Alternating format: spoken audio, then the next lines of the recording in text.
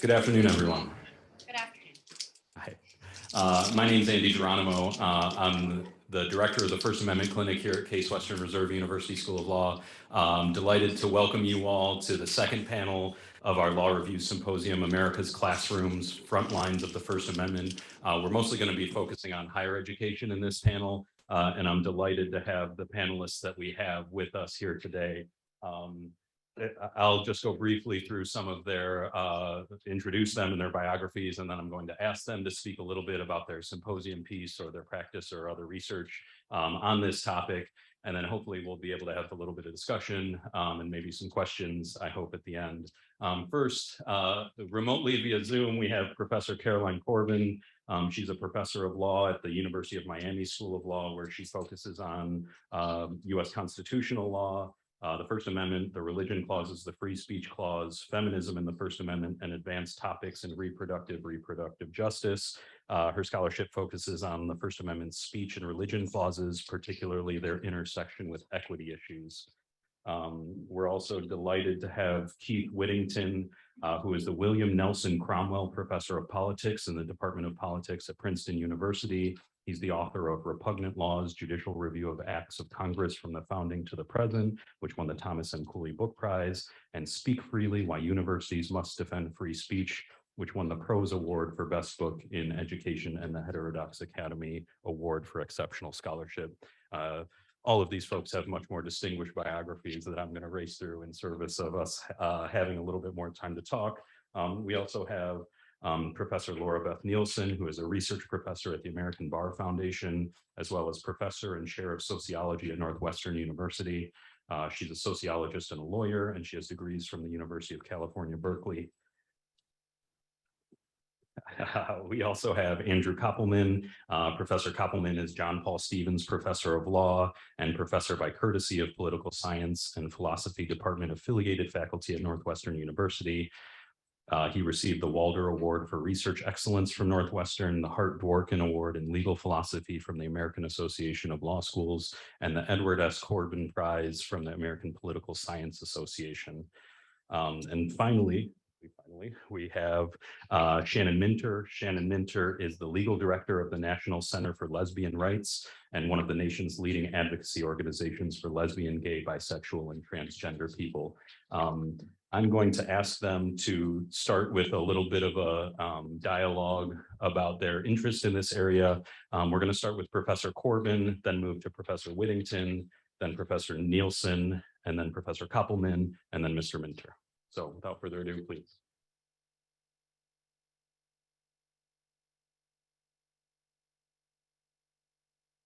I believe you're muted.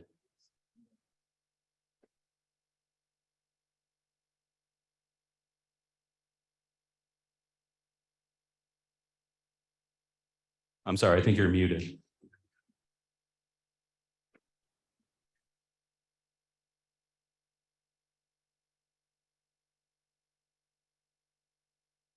Thank you. There, sorry about that. I'm sorry, there's a little bit, I'm having some technical issues there. Okay, you can hear me? Yes. Excellent. Can you see my slides?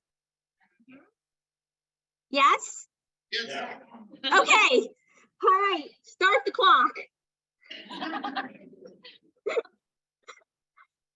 All right, so I'm really excited to have the opportunity to present to you today. In a nutshell, my paper argues that K through 12 public school teachers do not have a free speech right to misgender students in class. They don't have it as a matter of current doctrine, nor should they have it as a normative matter. So I'm sort of a bridge between the first one and today. So just some basic background on transgender kids in the classroom. In the United States, sex is assigned at birth and is based on external genitalia. Sex is actually way more complicated than that, but this method works for most people, but not everyone. So for roughly 1.4% of today's youth, the sex assigned them at birth does not match their gender identity, but they feel what they know their gender to be. And transgendered kids have a really rough time of it. For example, they have distressingly high depression, suicide rates, constant harassment at school doesn't help, and this affects their education. One study found that transgender students with higher rates of harassment at school were more likely to skip classes and get lower grades than transgender students who were less harassed at school. Studies also show that gender affirmation alleviates the mental health risks of transgender children. So for example, one study found that for each additional environment that affirmed the gender with the correct pronouns, and school was one of those environments, depression dropped and attempted suicides fell by 50%. So gender affirmation in the classroom presumably also improves educational outcomes. Not only do the students' mental health improve, but if they're feeling more included, they'll be more likely to participate and less likely to cut class. So the first point I want to make is gender affirmation at school and in the classroom is crucial for the well-being and education of transgender students. And some of you might have even started to ask your students what pronouns they use for precisely this reason. All right, what about the teachers' free speech rights in the classroom? So generally, government attempts to control the content of someone's speech are presumptively unconstitutional. They're content-based regulations of private speech.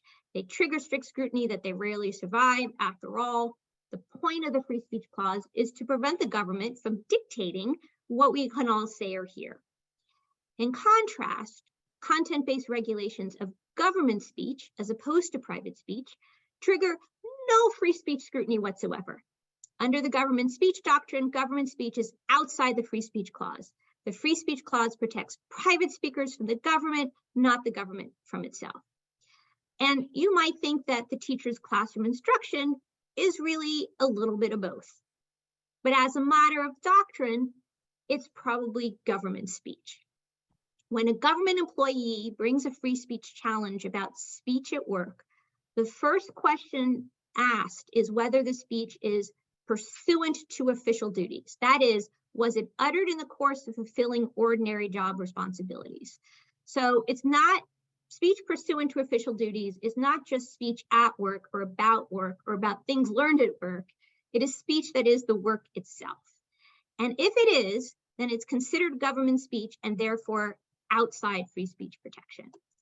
And I think few would or could dispute that teachers teaching in their classroom is speech pursuant to their official ordinary job responsibilities and calling on students in part and parcel of their teaching, and so they lose, right?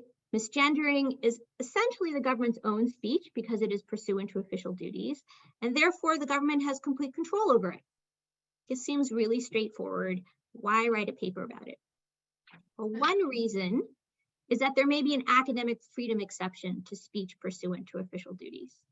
And indeed, the Sixth Circuit awarded victory to a professor on the grounds that academic freedom protected his right to misgender his students. So does that mean the K through 12 teachers should also win? As a matter of law, there is no academic freedom doctrine that protects K through 12 teachers. So first, it's not clear whether there's any academic freedom doctrine. Garcetti, the case that established that pursuant to official duties rule, acknowledged a potential carve out from its rule for academic freedom, but it didn't actually hold that there was such a carve out. So it's very much an open question. Second, if it exists, it's generally, the courts have talked about it at the university level, not at the K through 12 level.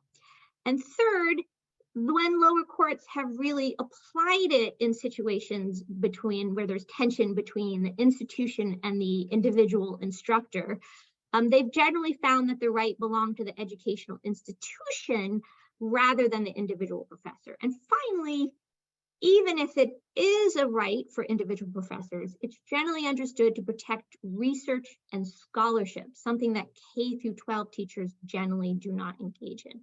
So as a matter of existing doctrine, K through 12 teachers may be out of luck. In any event, as a normative matter, academic freedom is not designed to protect something like misgendering, regardless of what educational level you may be.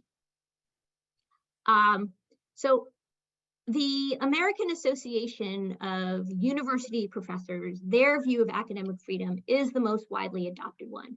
And they absolutely support academic freedom for individual professors in their scholarship, and in their teaching, as do I. I'm a professor, of course I do. But even the AAUP does not view academic freedom as carte blanche for teachers to say whatever they want in class. So first, for teaching, academic freedom protects teaching on the teacher's area of expertise, not any random topic they feel like opining on in the classroom. And frankly, the topic of gender identity is not an area of expertise for the French teacher, math teacher, orchestra teacher, or other teachers claiming a free speech right to misgender. Second, speech protected by academic freedom ought to meet certain professional standards. Otherwise, it's a real disservice to our education, our search for knowledge, which is ultimately the reason for academic freedom. In other words, academic freedom ought not to protect speech that is really considered just anti-knowledge, that would fail the most basic peer review.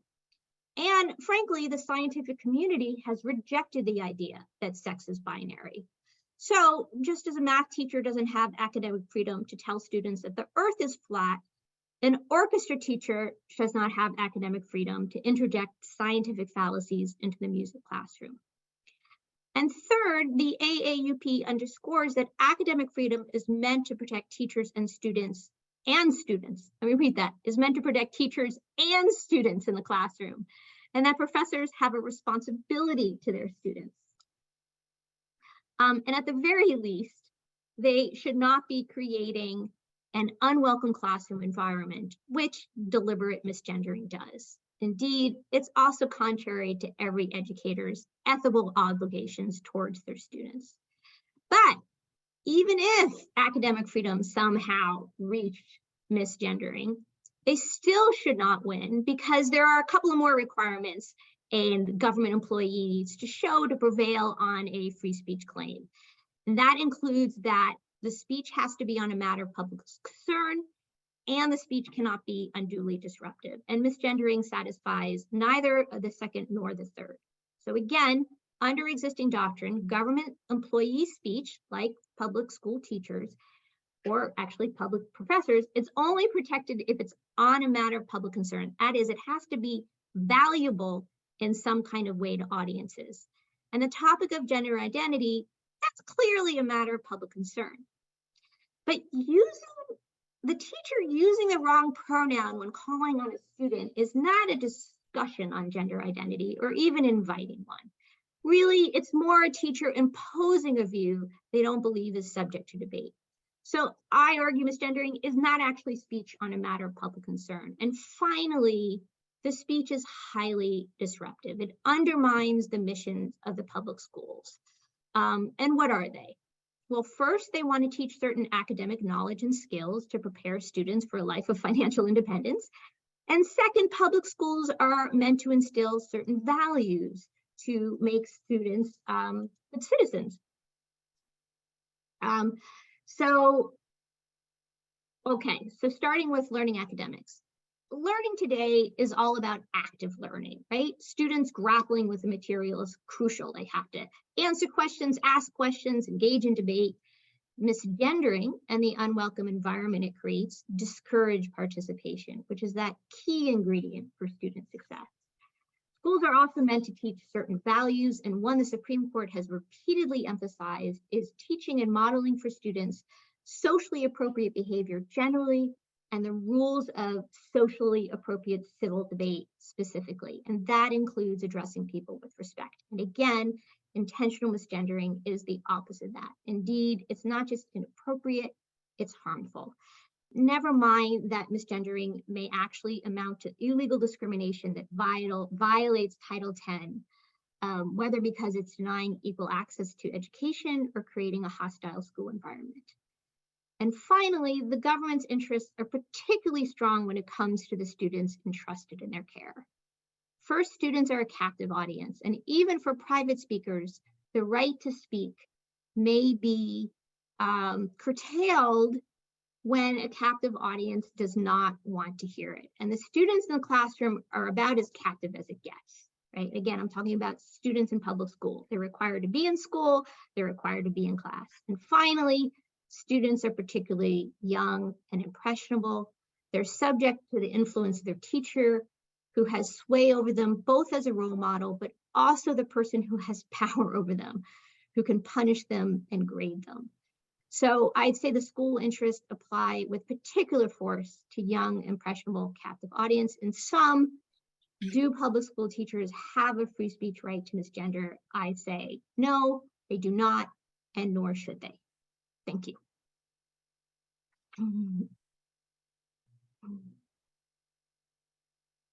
Thanks very much, Professor Whittington.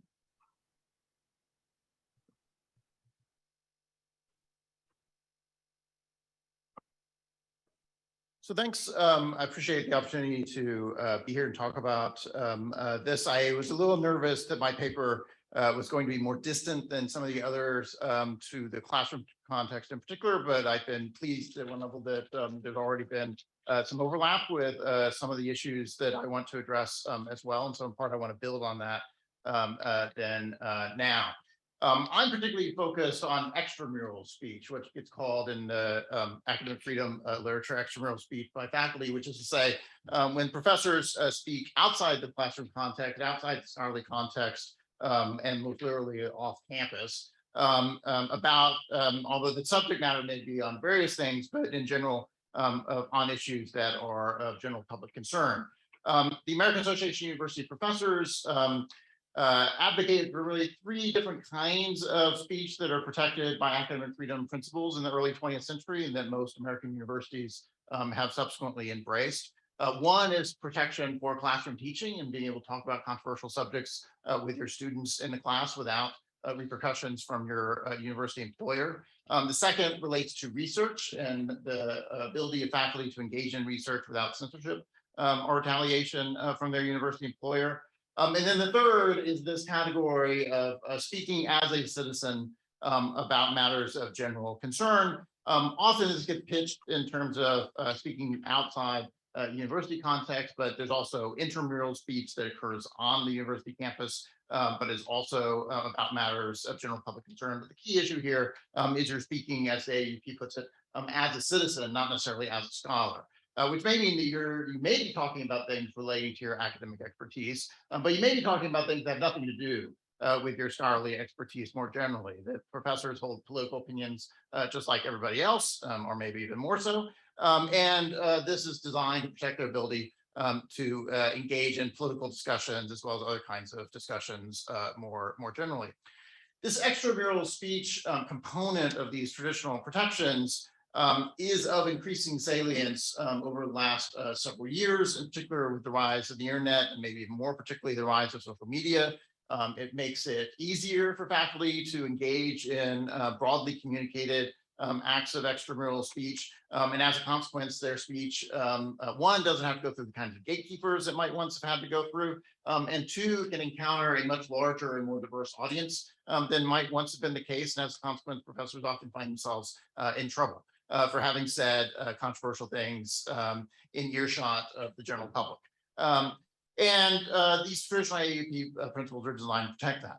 In addition, there's a First Amendment framework that particularly overlaps here, and that it's more complicated as how to think about First Amendment in the context of the first 2 components of academic freedom, the scholarship and the teaching. But the extramural speech actually integrates fairly neatly with First Amendment doctrine, in particular, as we just heard both this morning and just now, relating to the Pickering case. So the Pickering case from 1968 relates to government employee speech and what kinds of First Amendment protections you might have in that context. As I mentioned, there's initially a threshold question about, is the speech involving something of public concern more generally? Moreover, Garcetti more recently has emphasized as well that it needs to be speech that is not pursuant to official duties, although there may or may not be a carve out for academic freedom concerns. I am particularly interested in those issues for the classroom speech context. I've written separately about the implications for the critical race theory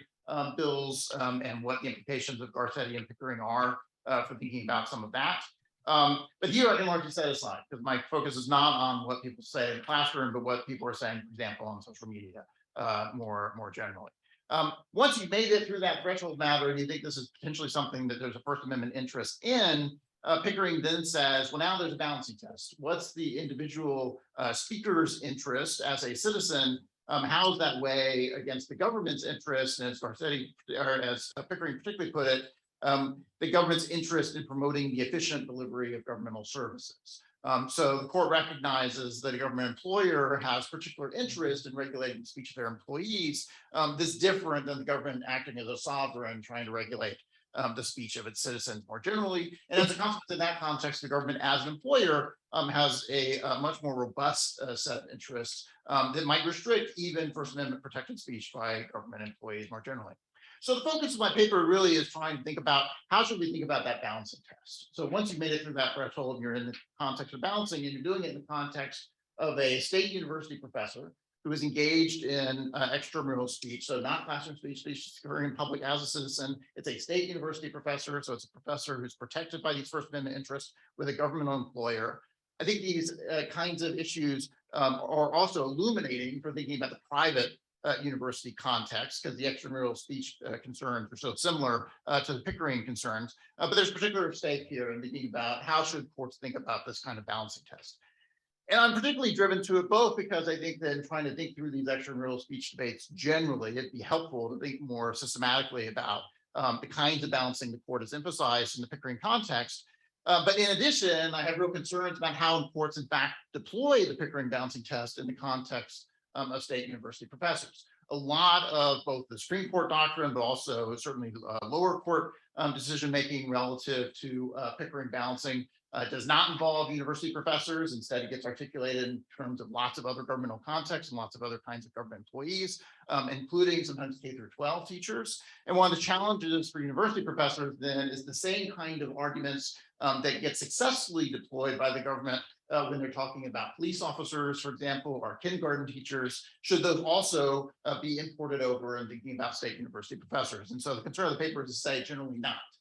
Generally, there's a whole different set of interests that ought to be considered when we're talking about the university context that makes the kind of balancing that would occur quite appropriately in the context of other kinds of governmental agencies quite inappropriate if applied in the context of state universities. And as a consequence, there are very few considerations and interests, I think, in which the state might quite reasonably say we ought to be able to outweigh the professor's First Amendment interest once you get into this context of balancing. So the paper lays out three kinds of issues that frequently get raised in these balancing contexts and looks at them as they've been deployed to some degree in the context of university professors and how we ought to be thinking at them more generally. So let me just mention them very briefly just to get them on the table. So one is you've seen some arguments both the universities are raising, but you also see it in some of these court decisions as well. A concern about thinking about the best interest of the university more generally. Can the university effectively deliver its services? And what is in the interest of the university more generally? And when do faculty and their extramural speech potentially run up against those interests? How should they be balanced? To give you one example in which this has come up quite prominently lately is in Florida. So Florida has a myriad problems on the academic freedom side these days. But one of their problems is that the University of Florida tried to restrict the ability of some professors at that university to participate as expert witnesses in a lawsuit being filed against the state challenging the state of Florida's voting rules.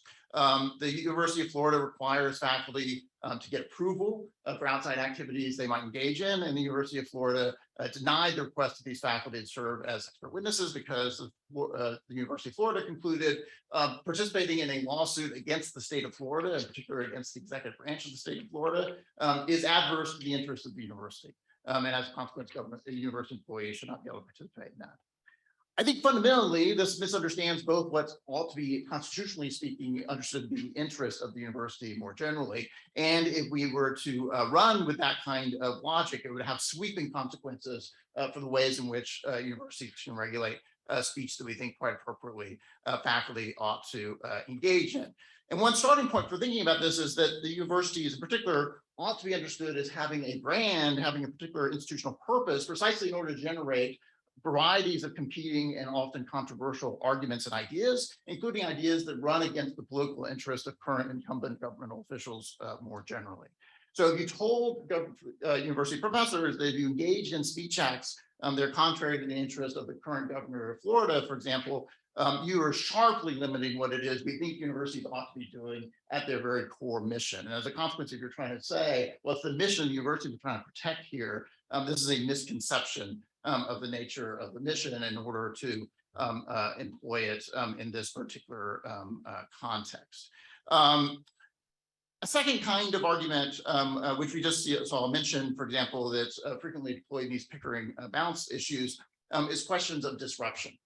So the courts have repeatedly said that you can, as a government employer, sanction and even terminate disruptive employees in various ways, and that their First Amendment interest in speaking, and that's part of what's causing the disruption, does not protect them from the ability of being sanctioned in these contexts. As was mentioned earlier, there are serious heckler veto problems with this kind of concern. We might think the heckler veto problem is not a big problem in a variety of contexts. So, for example, courts have said if you're a police officer and part of what you're doing is speaking out in public in ways that are offending the citizenry and make them very nervous about the police in general, this is contrary to the general interest of the department. The department, as a law enforcement agency, has an interest in maintaining a good reputation of the department with the community. As a consequence, certain kinds of government employees have an obligation to make sure the public maintains a high opinion of those employees, as well as the agency more generally. Moreover, this has been argued in the context of K-12 education as well, where there's a concern saying precisely you have to have a cooperative relationship with parents, and as a consequence, if you say anything that's offensive to parents, that undermines the ability of the schools to function effectively and for you to function as a teacher effectively.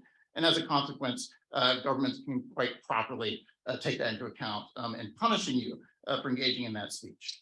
I think that's completely wrong, though, applied to the context of university professors. It might be wrong in some of these other contexts as well. I'm more concerned here trying to distinguish the context of university professors.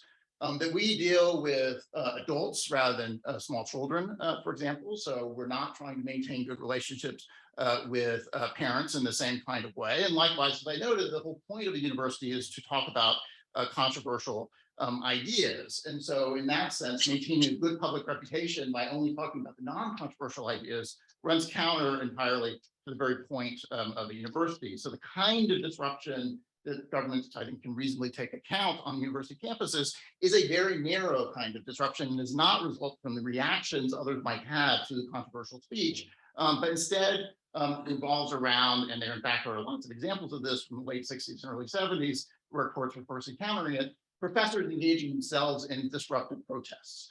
So if professors are inciting students to occupy a government building, for example, that's a quite reasonable kind of disruptions that universities ought to be able to take into account and can fire you for engaging in. On the other hand, if students don't like something you said and then they sit in on a government property, it's the students who ought to be a concern here, not the faculty member who said the controversial thing in the first place. And finally, a third category that I'll just mention is a concern about fitness. As was mentioned before, one of the constraints on extramural speech is if you engage in public conversations that demonstrate you're incompetent as a scholar in your particular area of expertise, that's a problem from the university's perspective. The AUP has emphasized that the extramural speech should not be the linchpin of thinking about your scholarly competence, but it may signal there's an issue here that the government ought to look at more closely. But certainly I think the government shouldn't be leaning heavily on that kind of extramural evidence. So if you say something really stupid on Twitter about something that you're supposed to be a scholarly expert in, the university might quite reasonably say, are you saying the same stupid things in the classroom when you're trying to teach students? And the university might want to investigate that. But if they find, in fact, that your classroom speech is totally competent, your scholarly speech as such is competent, and you're just saying incompetent things on Twitter, then they should not be able to punish you for that. And more recently, we've also seen concern in saying, well, there's another element of fitness that's potentially concerned, which is one of bad character. So not only are you showing that you are incompetent by speaking in public in stupid ways, but you're also showing that you have a bad character. You're being mean to people on Twitter, and we ought to be able to fire you for that as well. And again, I think this is an area in which universities have to tread extraordinarily carefully. There are the only very narrow circumstances in which we take that kind of extramural speech as informing the university's proper judgment about whether or not you're properly fit to be in a classroom with students, for example. So I think that Pickering is very useful in trying to think through some of the issues associated with extramural speech. That's true in the private university context as much as public university context.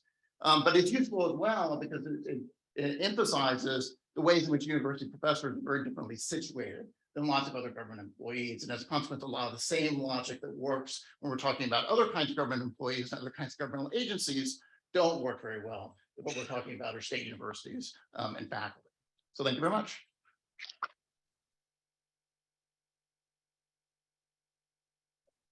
Thank you, Professor Nielsen.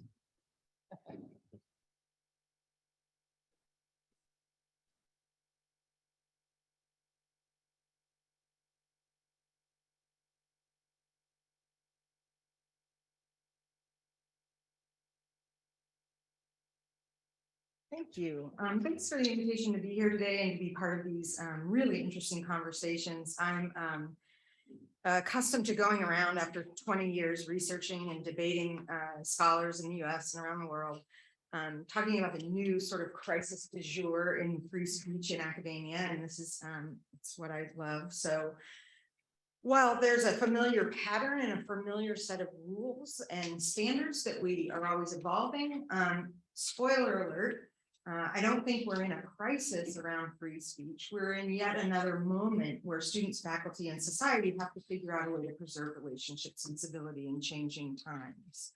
I'm not saying that we're necessarily super great at that, but we've been trying this for a while.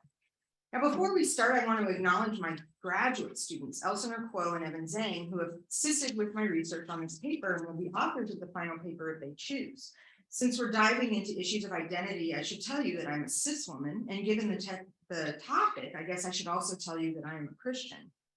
My graduate students are still deliberating on what they'll say in their authorship footnote, and I mention this not just because it matters who's talking about these issues of identity, but it illustrates yet another set of professional difficulties for minoritized people in academia.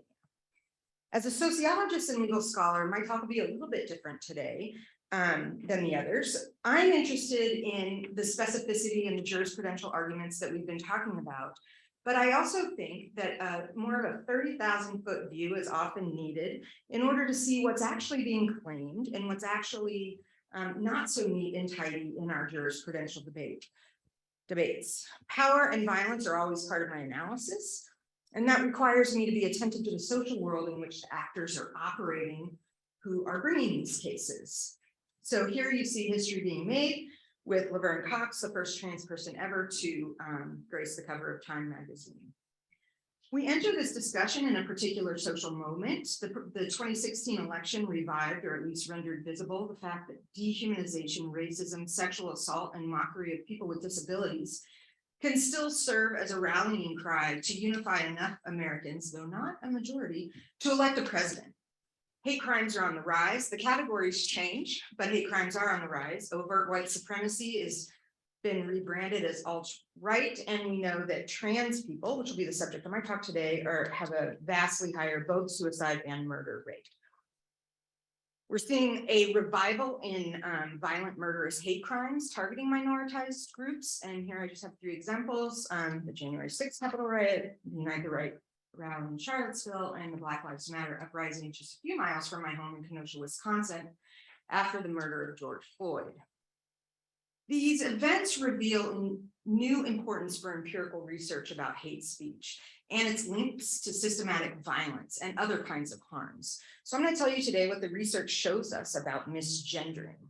And I will argue that all 3 of these kinds of analysis, doctrinal, empirical, and social theoretic, are required to really understand what's at stake in these debates. Our tendency is to isolate speech debates to facts, which I know is the law school way. I went to law school, but it can serve to hide the patterns of what I'm going to argue are really going on, and also encourage us often to talk past each other rather than trying to talk to each other about these difficult topics.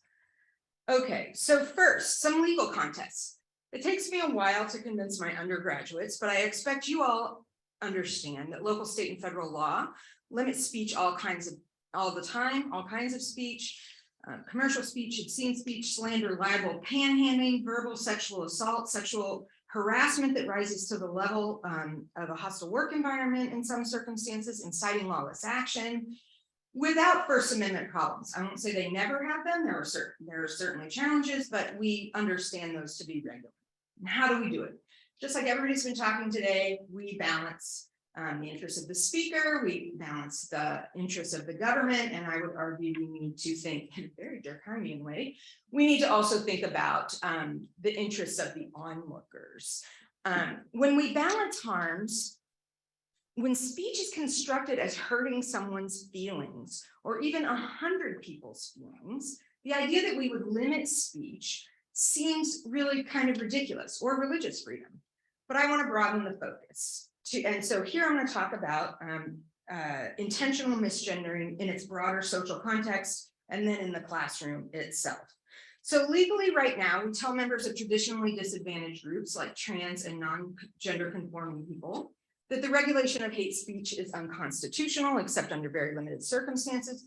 Cross-burning is protected unless it's done with the intent to intimidate.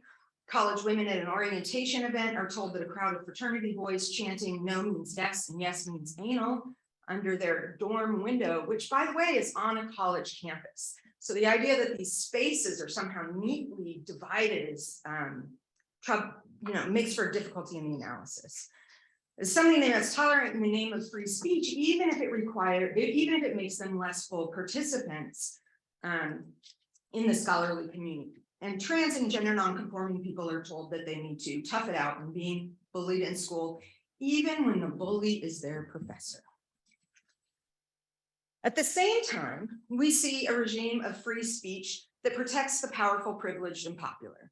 In judicial circuits where panhandling regulation is permitted and has been for decades, part of the justification of that is that working commuters and business people have an interest in financial commerce, all of that sort of stuff, for people to be in public without being harassed. Chambers of commerce and city governments are interested in presenting customers and consumers with easy to traverse spaces not sullied by people asking for money. So workers, tourists, and consumers are protected from requests for money. I could talk about the Westboro Baptist, but for the sake of time, I'll move along. This is just to say that not all speech, even in public, is treated the same way by the courts. And if homeless vet is not a political speech, I don't know what it is. Westboro Baptists, of course, were granted free speech right to protest soldiers' funerals, which was then overturned, congressional override. Supreme Court can't be overturned, but there was congressional override of an act that did then go on to protect soldiers' families without a word of protecting gender nonconforming and gay people. So our veteran here can be arrested. The policy driver here is a conception of harm. And when we think about one particular event, it might not seem so harmful, but continually harassing members of disadvantaged groups is not speech, I would argue. It is doing something, it is resulting in harm. It is the harm of inequality and subordination. A lot of the talk today here has been about equality, like equality in funding for public education students versus private, equality of professors across different kinds of categories. And I would argue that in addition to silencing, allowing professors to misgender their students creates inequality. Just like we understand this possibility in the workplace, how come we don't understand it in the law school classroom or the college classroom? So now I want to tell you some things about systemic repeated misgendering. This is social science evidence. This is not my normative take. This is research from sociology, psychology, education. All these disciplines have different models and methods, and thank you for setting me up so well. But these are the social facts. What is it like to be trans-identified in our current social world? So the chart on the right, or the table on the right, is by Danya Lagos. It will appear in American Journal of Sociology. It's out online, but not in print yet. And it shows us the identification of trans or non-binary people. And identifying in such a way is growing dramatically among birth cohorts And yet, look at the y-axis. We're talking about less than 1% of the population, even in the most recent times. Now, this doesn't include, I think this goes to 2002. So presumably it will continue rising once those now children or minors are included in these cohort studies. But it's a really small minority of folks. I don't think anyone would argue that. And they're being targeted by a powerful and largely Christian identified people and organizations. So leaving murder aside for the moment, I want to talk about misgendering as targeted persecution. Unfortunately, religiosity in general is highly correlated with prejudice against LGBT people, support for bathroom bills prohibiting trans people from using the bathroom that matches their gender identity, support for prohibitions on speech in public schools, and prohibitions on trans athletes competing on teams that match their gender identity. Thank you. Also, religiosity predicts disfavoring the government allowing non-binary gender markers to government documents like driver's license. And yet, the ordinary people, when you poll them or study them who support anti-trans causes, the rationale for doing so is not largely framed as religious. It's framed as the right to discriminate, and yet the legal claim being made in these cases is religious. So let's talk about who's pushing the agenda. So these are the three primary litigating organizations. It's a surprisingly small handful of organizations who are responsible for the recent preponderance of religiously justified attacks on pro-LGBT policies. There's the American Family Association. I think they're the middle. I tried to get that picture. That orange part was talking about persecution of Christians.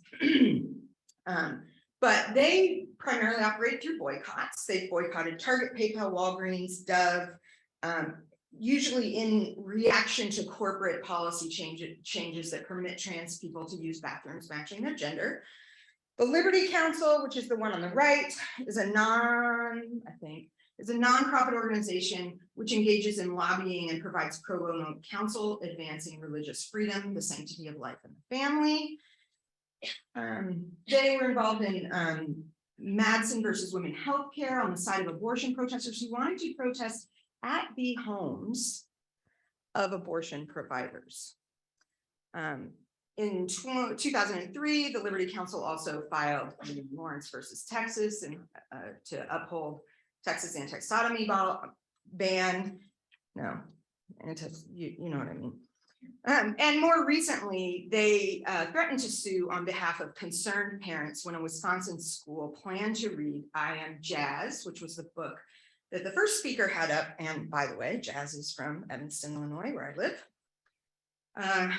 I'll skip all that. Finally, the Alliance for Defending Freedom, a nonprofit legal interest group. And just to give you a size and scope of these organizations, their total assets exceed 48 million, with a total annual revenue last year of $187,000. They claim to support minority religious beliefs, but make frequent reference to Christian and especially evangelical Christian imagery. They also supported the recriminalization of homosexuality in India and Belize. And of course, this organization represents Meriwether in the case of misgendering in the college classroom in a class that had nothing to do with identity politics or law. Now, this slide is not meant to be read. You're welcome.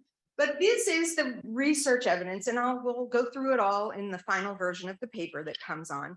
But it's to point out, as Professor Corbin showed us, that while it's scant compared to the evidence about the harms of racial microaggressions and sexual harassment, there is enough of an academic and consensus across broad fields, medicine, psychology, law scholarships, sociology, political science, that shows that intentionally misgendering trans students undermines students' physical and mental health.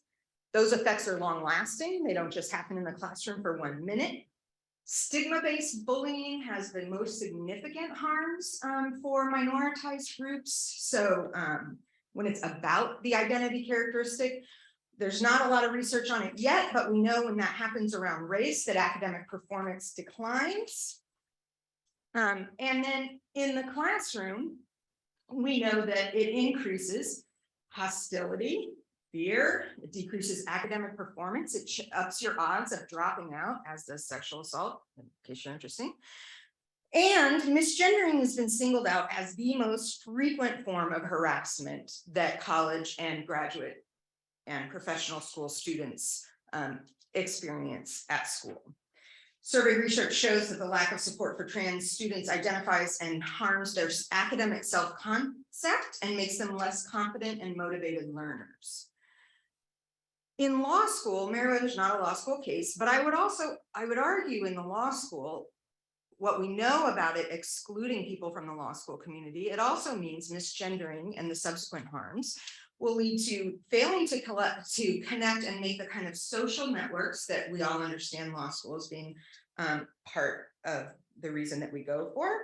But it also makes these students unable to learn. And, thank you, the sense of belonging in the university and law school community is hurt when the person in the position of authority, remember I said we were going to be talking about power, it's not just misgendering by other students, it is by the person in power. The lack of affirmation, shows the lack of affirmation inhibits the ability to focus on their studies and to develop healthy social lives. So, misgendering also places trans students in the uncomfortable position where they're forced to be vocal and vulnerable to harassment. Self-advocates and educators on the topic of gender, for example, that it is not binary, in order to participate in the communities. Taken to its extreme, are we going to begin to ask people to show us their genitalia or their DNA results? I don't think anyone in this room thinks that's reasonable.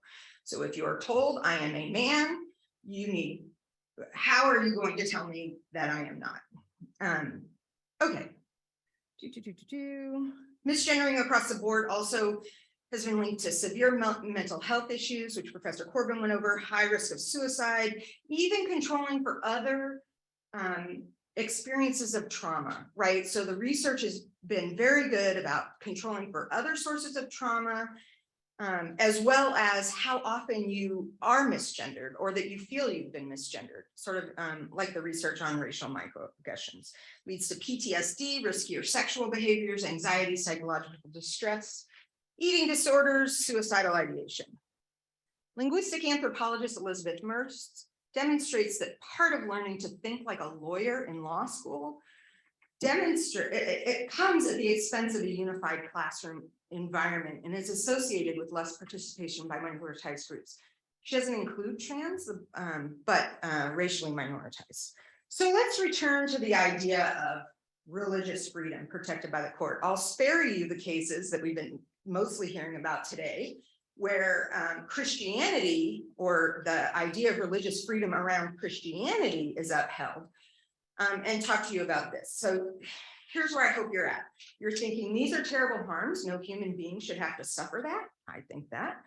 And I think it's a Christian belief. And you might even be convinced that the First Amendment doctrine about speech is inconsistent at best, as I've shown you, to protect the privileged and the powerful. But still, you might be thinking, Lord, religious freedom is really important. And the court needs to protect those claims. So I'm not going to give you the recent abortion decision or even Hobby Lobby. I'm going to ask you to consider Goldman versus Weinberg, in which the Supreme Court upheld military regulations forbidding soldiers from wearing religious gear. In that case, it was a yarmulke. I couldn't really find a good picture of that exact plaintiff because I don't know why, because it was a while back. So I put this woman wearing a headscarf. It was congressionally overridden, but we're in a law school, so we're talking about the courts. The Supreme Court thinks it's okay to restrict religious expression for Jewish people in the military who want to demonstrate their religiosity through garb. And the second is Oregon versus Smith, very famous case. That is the actual Smith,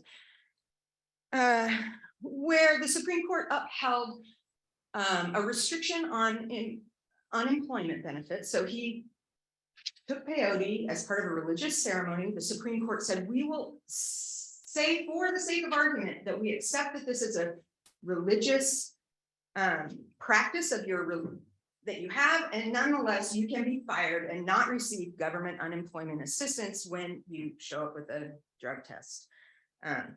So in addition to context, these kinds of contexts, I want to think particularly about the classroom. The classroom is a place to learn, and it's a place where we as faculty members have obligations that go. The Merriweather case in a lot of ways is really easy. It is not a class about gender. It's not a class about sexuality or politics. And in that way, the importance of the professor to do their job is eminently possible. In fact, in this case, there was a compromise that was accepted by everyone, and yet we still end up with this case because of a failure to, failure to accept that compromise that could have worked in this classroom environment and had the person be gendered in the way that they wanted to. So I'll just say law matters, but so do space, right? The idea of the university is a place where people live, a place where people work, and a place where people learn. And identity are all sort of combined and interacted. So we celebrate difficult cases like the Westboro Baptist, Nazi hate speech, KKK cross burnings, but considered through the lens of space, place, identity, social power, what we see is really the argument for freedom. The argument to not be misgendered is not un-American. The argument that professors should have an obligation to do their job and teach is simply asking public school teachers, in this case professors, to live up to the promises that it makes about equality but has not yet fulfilled for minority groups. Thank you.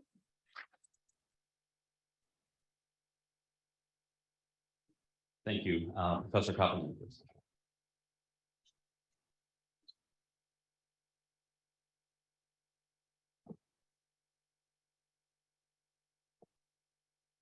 So when I wrote my paper, I didn't realize that so many people were going to talk about transgender issues and the Merriweather case, which it's actually not the only thing that I'm going to talk about. I'm going to talk about a pair of cases that are unified by the actual title of my paper, The Emerging First Amendment Right to Mistreat Students.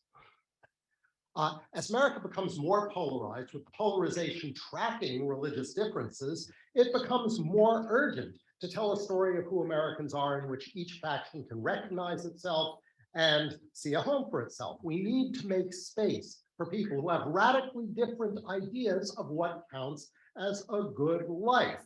Rick Duncan talked about this a bit. The classic Lockean liberal answer is to draw clear boundaries to create a private sphere where citizens are free to exercise their religion in ways that other citizens find repugnant. There, I think, is some work that still needs to be done about the relationship between Locke's theory of property and his theory of religious liberty. I think they're tightly tied together. The question of how to handle wedding vendors who refuse to facilitate same-sex marriages is one of adjusting, whether the adjustment is minor is the pertinent question, adjusting the boundary between public and private. But there is a limit to religious accommodation in a regime with a constitutional prohibition of establishment of religion. What religious people may not demand is the right to invade and direct the public sphere, to alter the delivery of state functions in order to force their views on non-adherence. And unhappily, the federal judiciary, which lately has been notable for its solicitude for conservative religion, is crossing that line. And so I'm going to focus on an extravagant expansion of free speech rights of public employees who have religious objections to the directives of their employers. And the cases I'll talk about, one is the Merriweather case, and the other is Kennedy versus Bremerton in the Supreme Court. And in each one of those, courts have held that publicly employed teachers may exercise their rights of free speech and freedom of religion, even when doing so mistreats students. In both of these cases, despite a long-established rule of deference to public employers need to control their operations, and in both of these cases, mighty efforts to accommodate difficult employees, the public schools lost the capacity to protect their students from misbehaving teachers. In each of these cases, the school tried to cobble together a solution that would give appropriate weight to each side's most urgent interests. And in each case, the court said, not good enough. The religious side has to be granted absolute uncompromising victory. It was oblivious to the countervailing interest. And so the language of privacy and autonomy was deployed to enable religious people to deploy state authority and harm their students. These are only two cases, but they come from high federal courts. One of them is from the Supreme Court, and their similarity of approach and resemblance to other recent treatments of religious liberty is reasonable cause for alarm. Now, others talked about the Meriwether case, just a little bit more about the facts. Meriwether teaches philosophy at Shawnee State University in Ohio. The schools had a policy since 2016 of requiring faculty to respect students' pronouns. He called on a student and responded to a question from Doe with "yes, sir," and the student approached him afterward and explained that she uses feminine pronouns, and he refused to use her pronouns, and they both reported it to university officials. There was some negotiation about how to resolve this. Just a bit more about the facts in this case, the magistrate judge found that the student dreaded participating in his class, but felt compelled to do so because he graded students on participation. And she experienced serious psychological strain and distress, including an exacerbation of her gender dysphoria. The school obviously has an interest, a pedagogical interest in avoiding these consequences. He said, because of his religious beliefs, he does not regard the student as female and that he should not be compelled to say things that he disbelieves, metaphysical positions that he believes are false. In his papers, he doesn't discuss the harm to the students, in fact, shows no awareness of it. Now, this seems to me to be exactly the kind of situation that calls not for adjudication, but for ad hoc negotiation, where we try not to follow any abstract principle, but to accurately discern the interests at stake and cobble together an approach that gives some weight to the most urgent of those interests. And that was what the school actually proposed. The school said, in an email to Meriwether, every student needs to be treated the same in all your classes. So you could refer to, they said, why don't you refer to students by either first names only or last names only without using gendered titles for any of them? That would treat all students equally.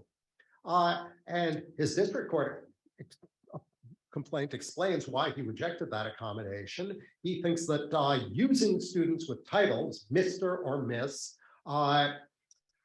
fosters an atmosphere of seriousness and mutual respect that is befitting in the college classroom. Now, that's not a religious belief, that's his belief about pedagogy. Of course, the seriousness and weightiness of honorifics wouldn't be available to the transgender student. He was insisting on his right to single out this student and treat her worse than everybody else. She would only be addressed by her last name. Everybody else would be addressed by Mr. or Miss.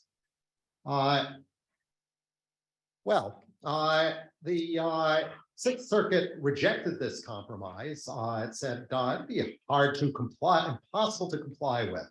No Mr. or Ms., no yes sir or no ma'am, no he said or she said. Now, I think that it's not, I'm a teacher, it's not all that hard. The assertion that it is impossible to say yes rather than yes sir is unworthy of response. Referring to somebody by their name rather than by a pronoun hasn't got derogatory implications. It's actually a good way to communicate that the student's contribution to the discussion is valued or recognized, or at a minimum, and this matters, that the teacher remembers the student's name.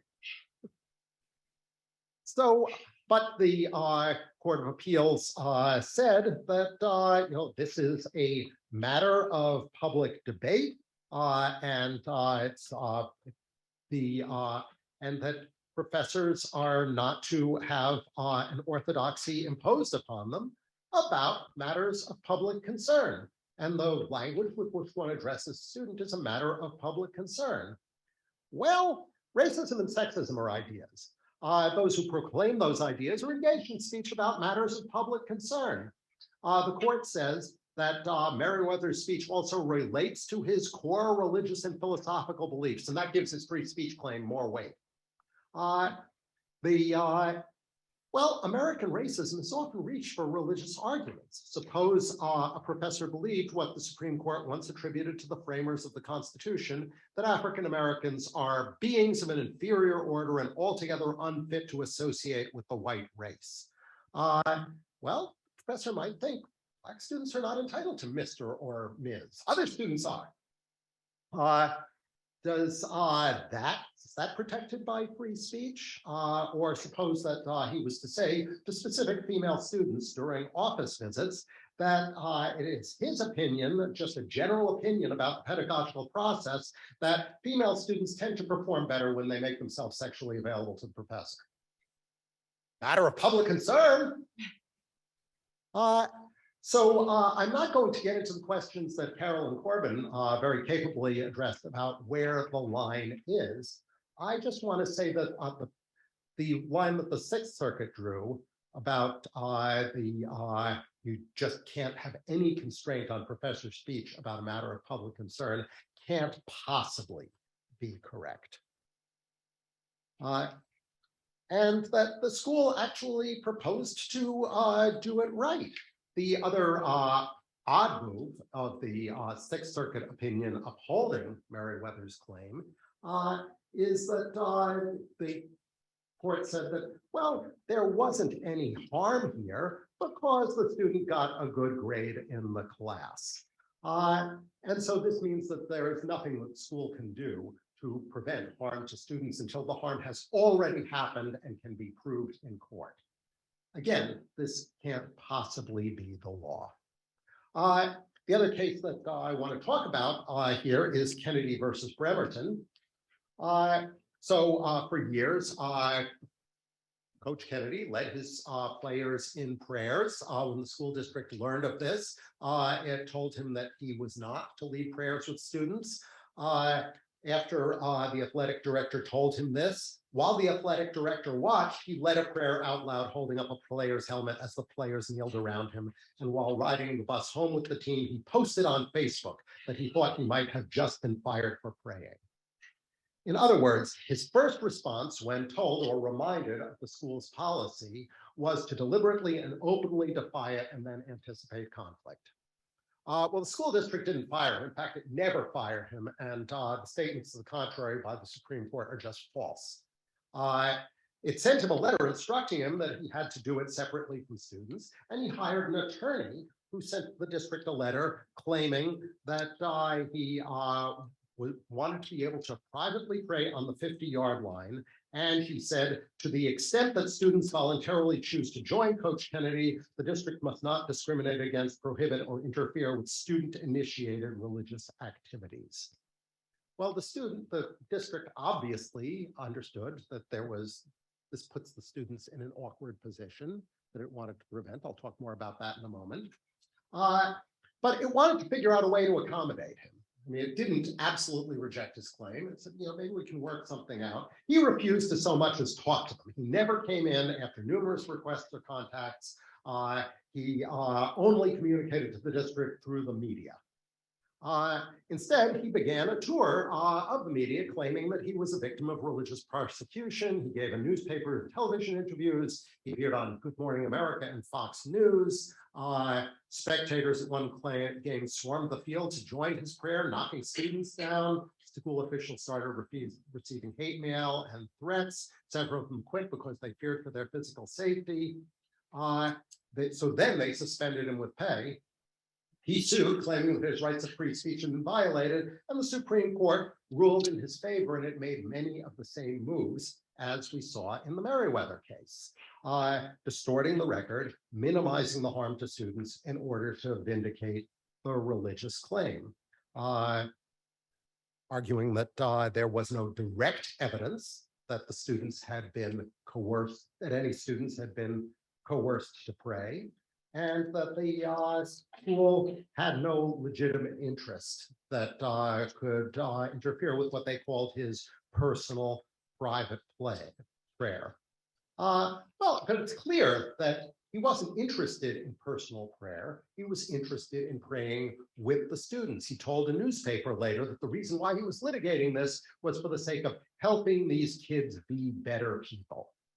There's lots of evidence in the record that one parent complained that his son felt compelled to participate because he felt he wouldn't get to play as much if he didn't participate. And others said their children participated in the prayers only because they didn't want to separate themselves from the team.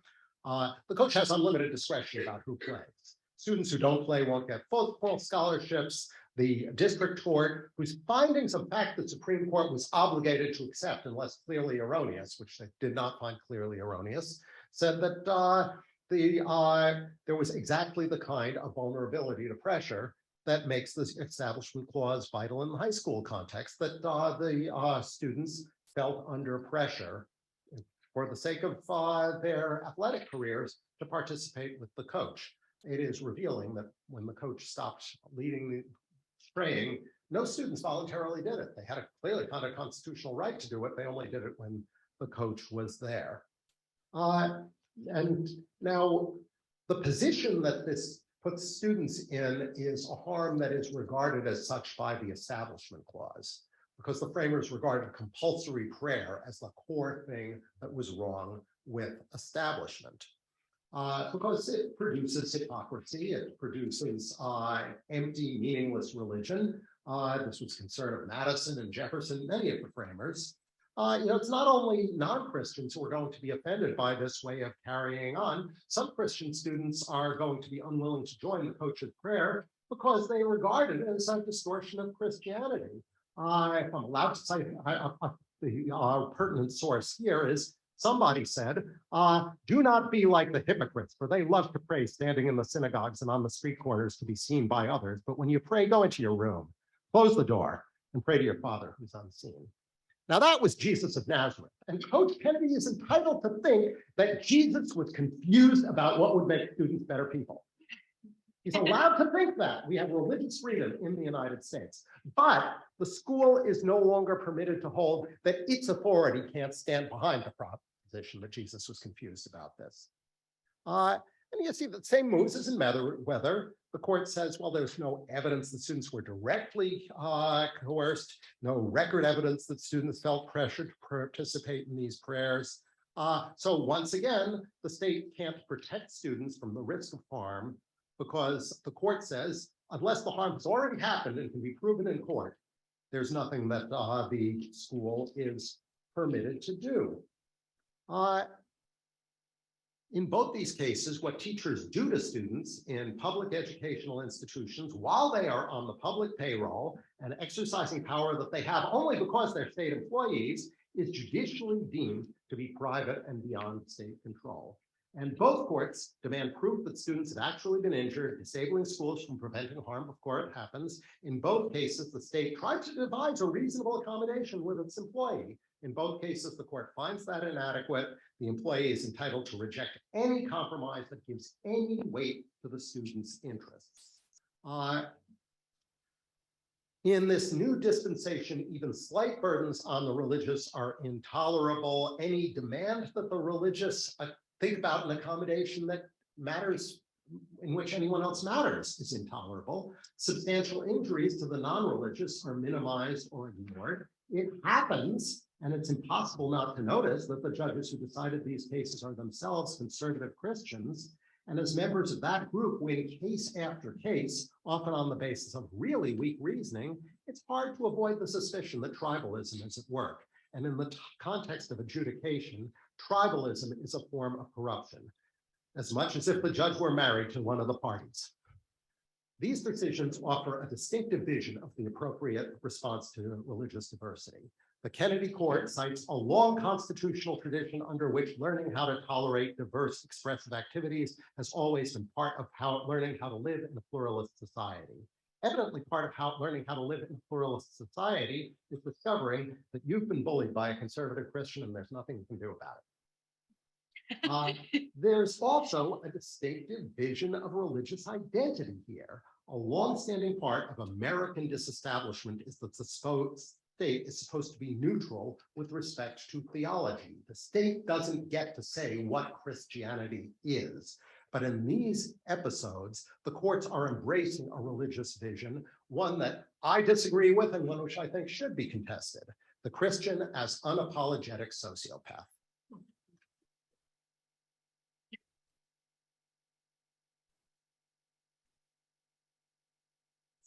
Thank you. Ken and Mitch, please. Yeah, go Andy. Yeah, that's great. Yeah, I guess thanks for hanging in there as the last person here, but yeah, we're still here. I just want to let y'all know, just as we're here at this conference, I mean, just to pile on to what Professor Nielsen was talking about, the Florida Board of Medicine just voted to ban all medical care for transgender young people, and they held a hearing where they only permitted those supporting the ban to speak and told all these young people who had come to speak against the ban, sorry, we're not, here's our email us. So this is the social context here is very real. I was also really surprised, but I'm happy that so many people are talking about the Merriweather case. I think it's a really important case and it's really, really concerning. I was counsel in that case, part of the legal team in that case. The university, of course, was primarily responsible for defending their non-discrimination policy, but because I work for an LGBT rights organization, National Center for Lesbian Rights. We intervened on behalf of the student, Professor Merriweather's student. So we were an intervener defendant in the case. And I will tell you that even under what I think is a terrible Sixth Circuit decision, the Sixth Circuit did leave open the possibility that the university and the student could have prevailed on remand. I mean, they held that the Garcetti standard didn't apply, but under the more liberal Pickering standard, that there was no record. I mean, this was all decided below in a motion to dismiss, and that's what was in front of the Sixth Circuit. So there's really no record. They said, yeah, well, if the university can show that violating the non-discrimination policy actually prevented Merriweather from doing his job and actually caused harm to the student, okay, then they might prevail under Pickering. I firmly believe we absolutely could have done that. We were really upset the university settled. We had no ability to affect that or block that at all. We would have if we could have. I think we would have won.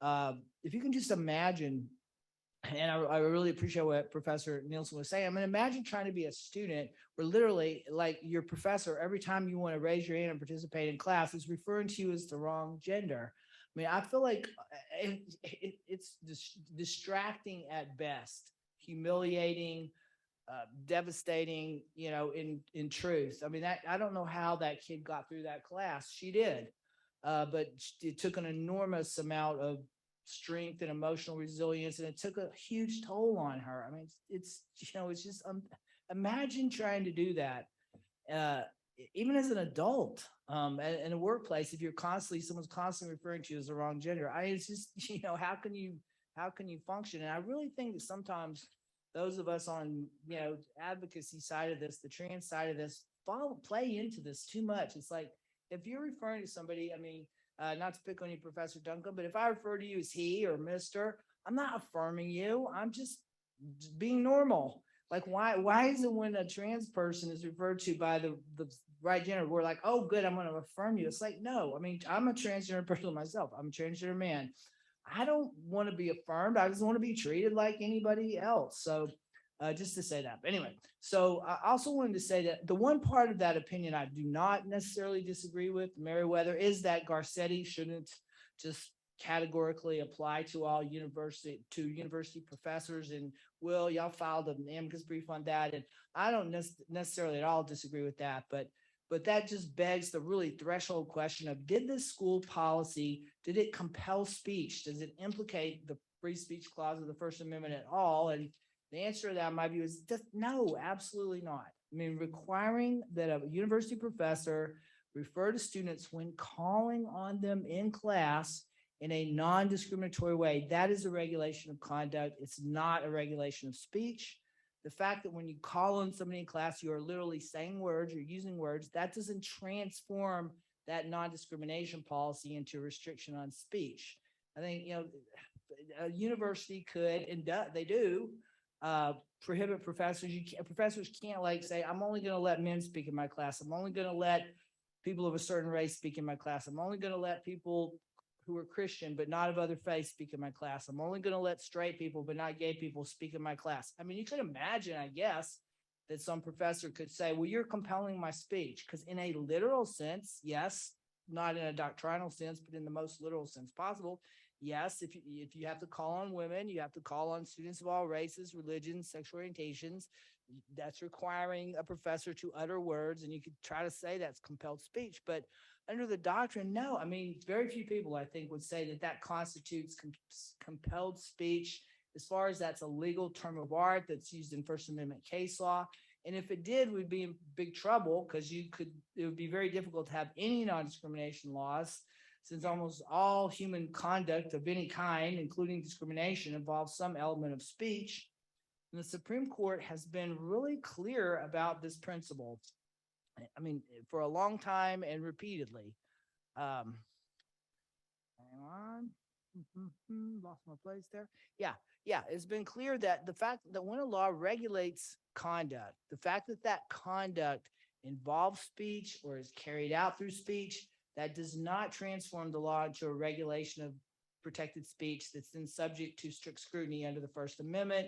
If you're going to rob a bank, you may speak the words, stick them up, but that doesn't transform the law against bank robbery into a restriction of protected speech.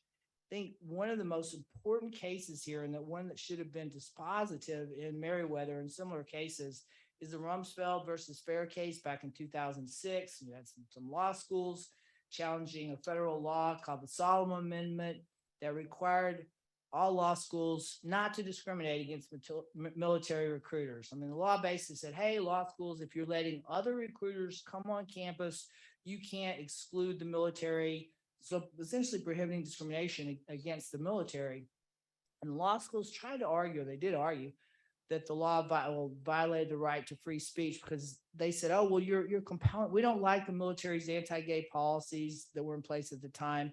We don't like, and if you make us allow the military to come on campus to recruit, you're effectively compelling us to send a message supporting that anti-gay policy. And they said, for example, we have to send out emails publicizing these military recruiters, and that's emails, that's speech, that's compelled speech.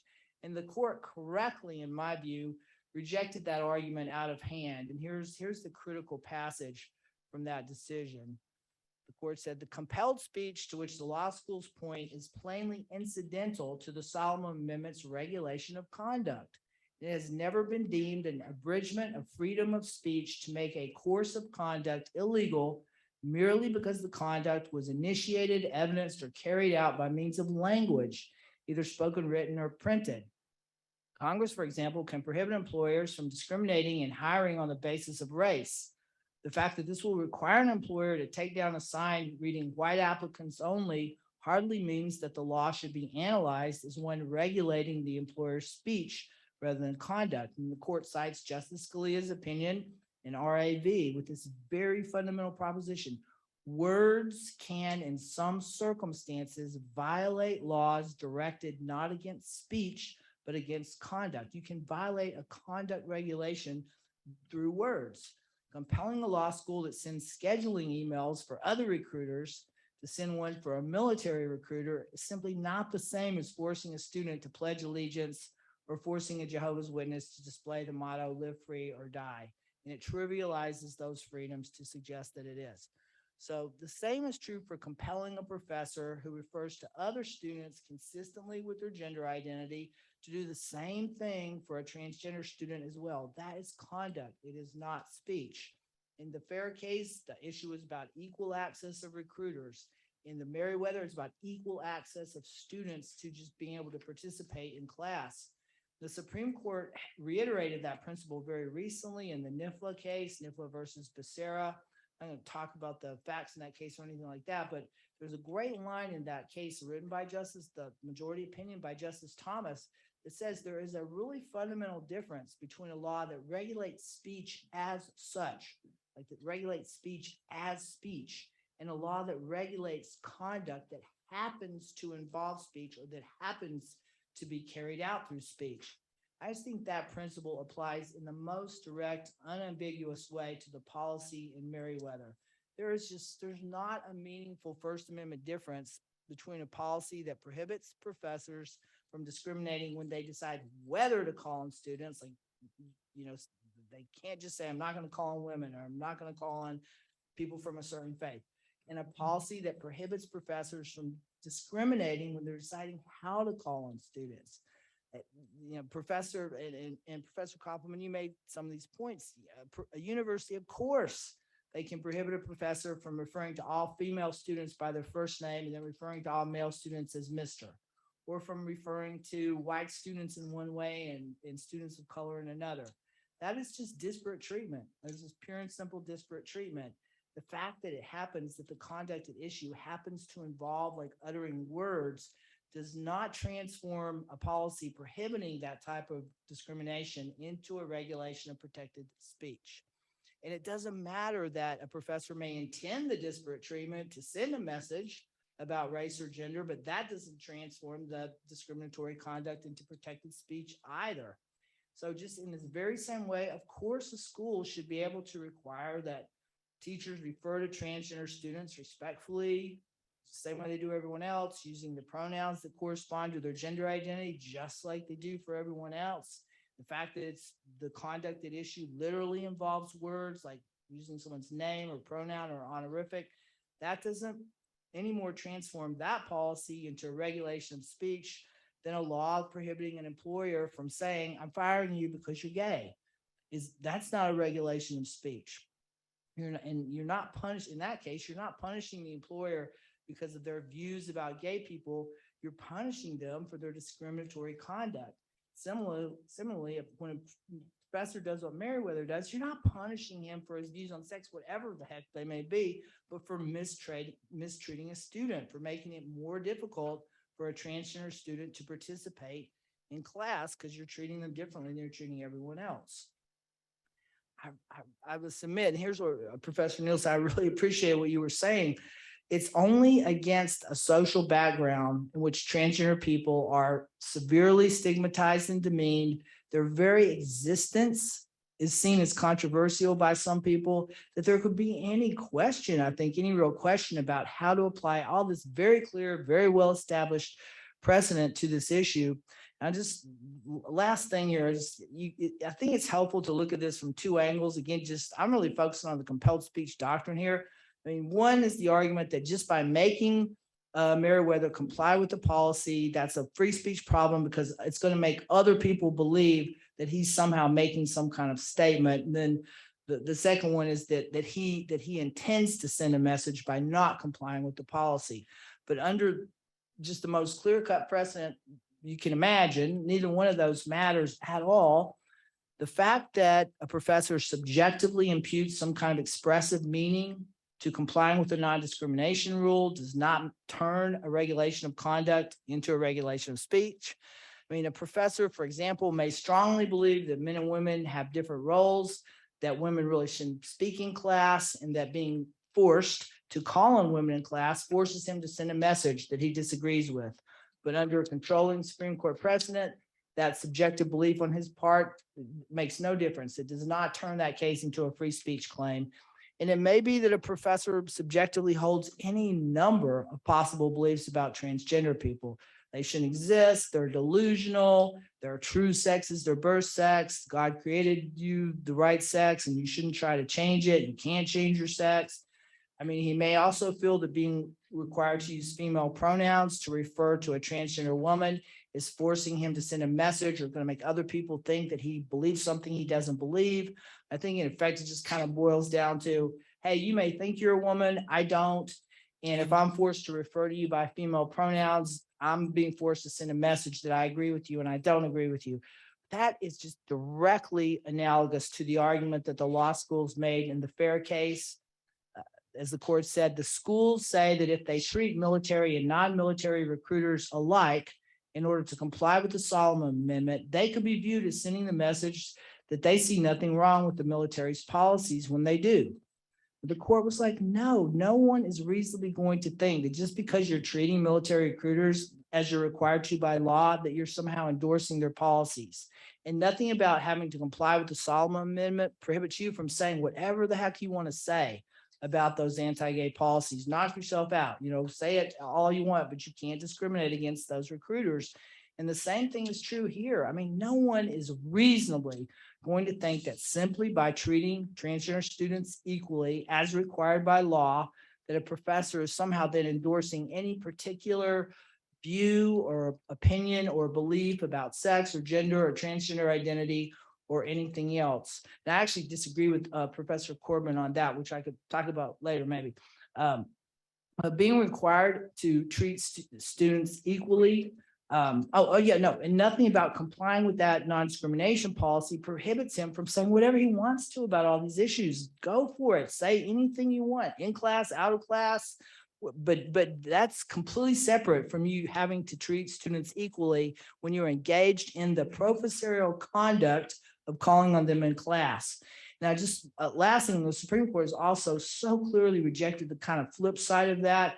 The argument that if a person wants to violate a non-discrimination law because they think doing that, they want to do it in order to send a message, that somehow transforms their conduct into protected speech.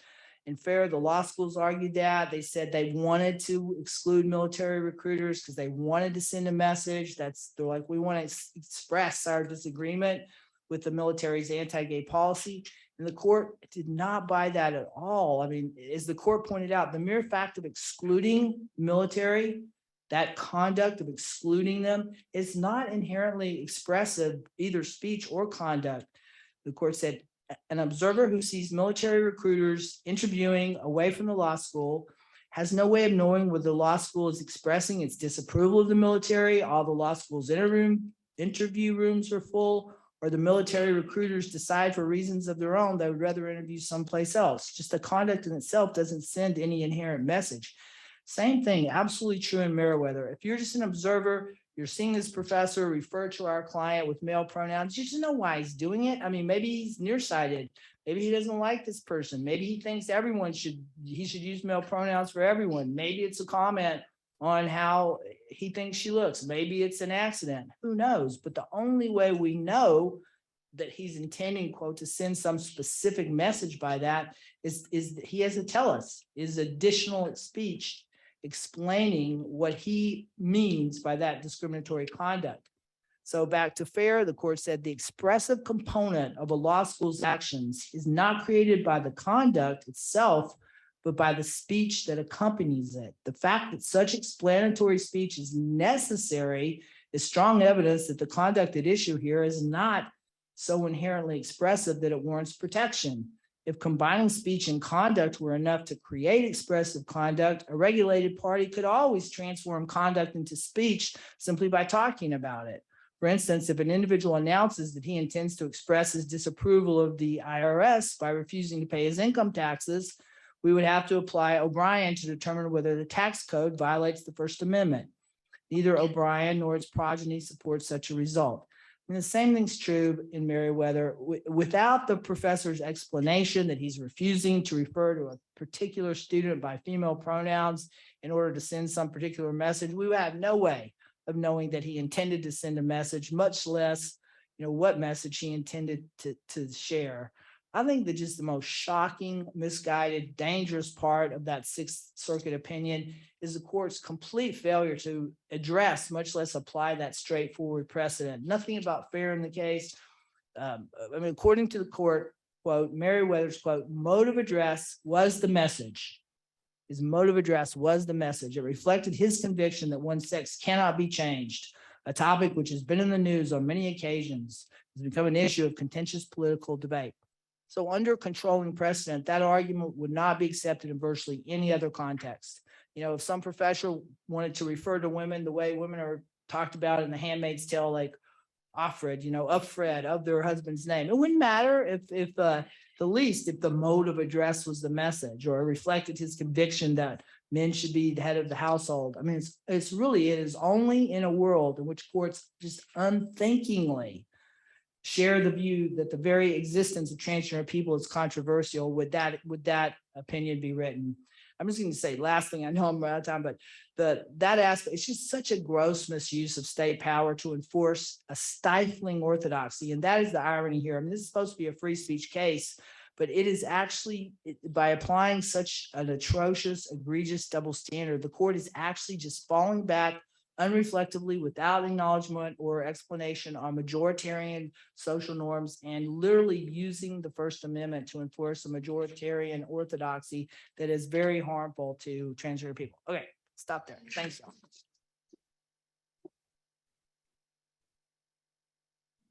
Thanks very much. I do have some questions, and I hope we can have a little bit of a discussion and probably open it up to audience questions, I hope. I do want to talk a little bit about this Merriweather case because I found it very interesting as a First Amendment advocate. I mean, I have my own views on it, but you know, if we're thinking about Garcetti and Connick and Pickerington in that framework where public employees have a right to speak on matters of public concern as long as it's as a private citizen and not as part of their job duties, and then if you satisfy that, you get to the balancing of state interests versus the interests of the employee speech.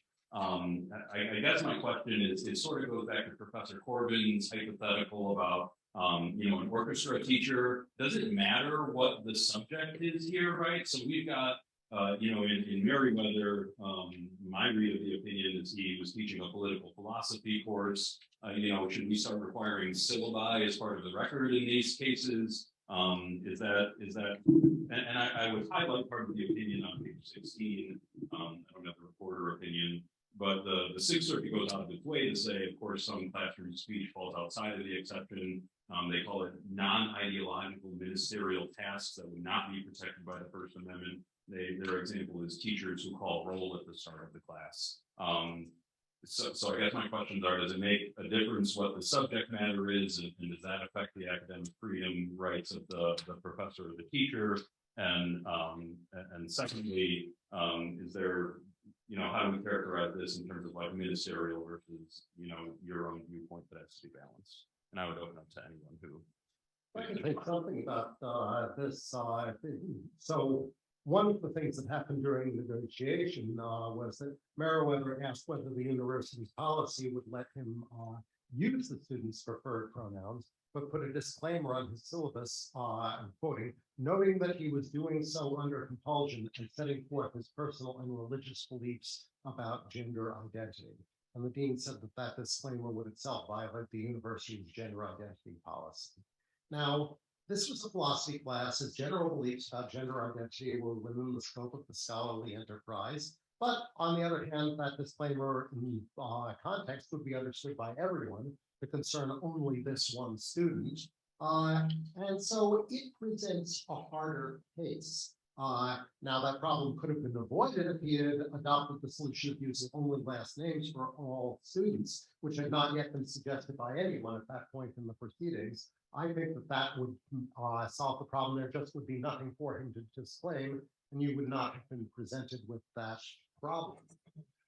I do think that the university's imperative of just creating a good pedagogical environment for students would mean, for example, that in the political philosophy class, even if a professor firmly believes that African Americans are beings of an inferior order who have no rights, it would not be okay for him to put that on the syllabus.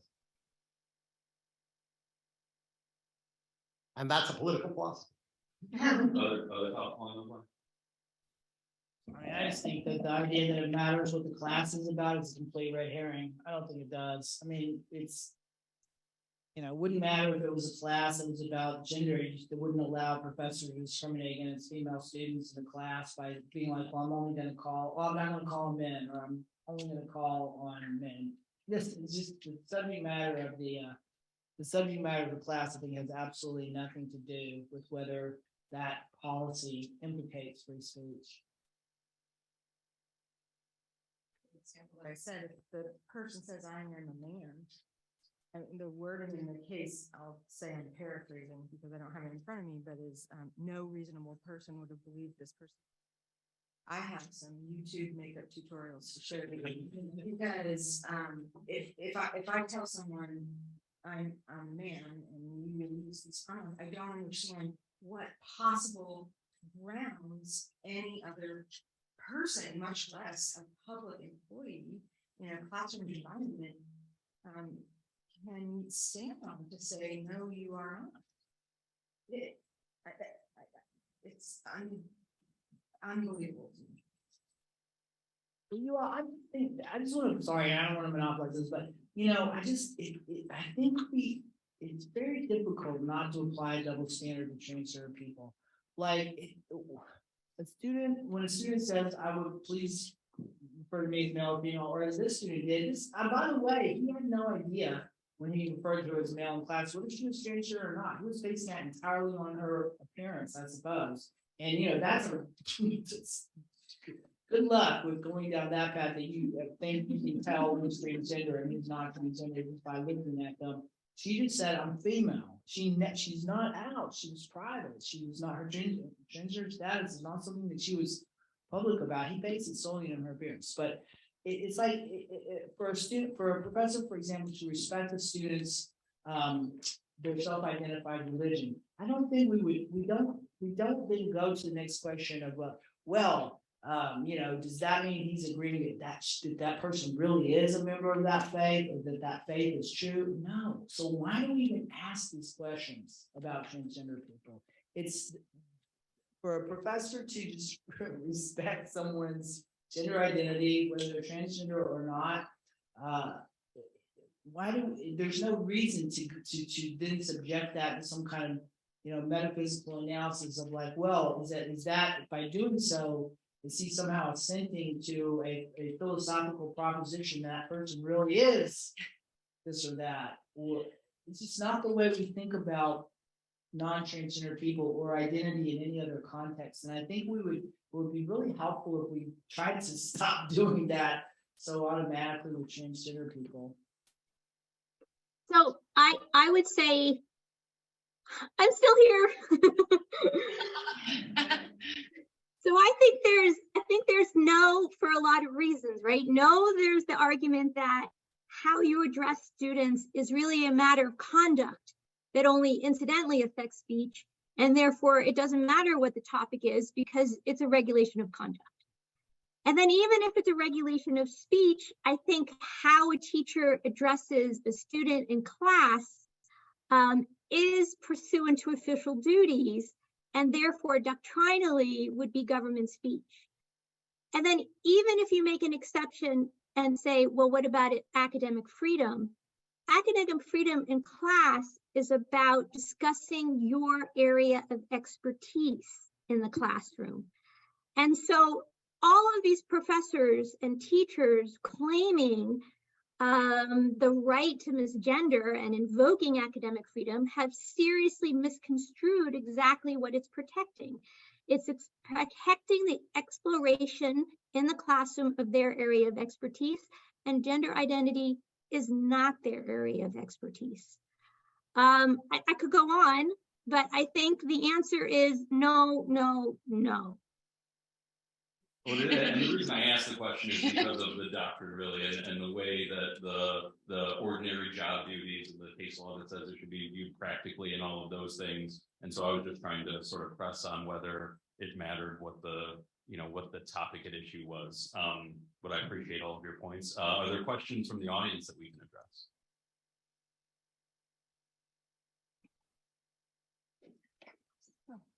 Oh, thank you. Okay, so I have a bunch, but I'll just ask a couple. Caroline, it's Jessie Hill. I don't know if you can see me, but I recognize your voice. Okay. I guess maybe this is implicit in what you said, but it just seems like your doctrinal approach then also assumes that don't say gay laws and critical race theory regulations and so on are okay, right? And I'm just wondering if you could speak about that doctrinally, and is that at all in tension with the normative approach that you take to the question.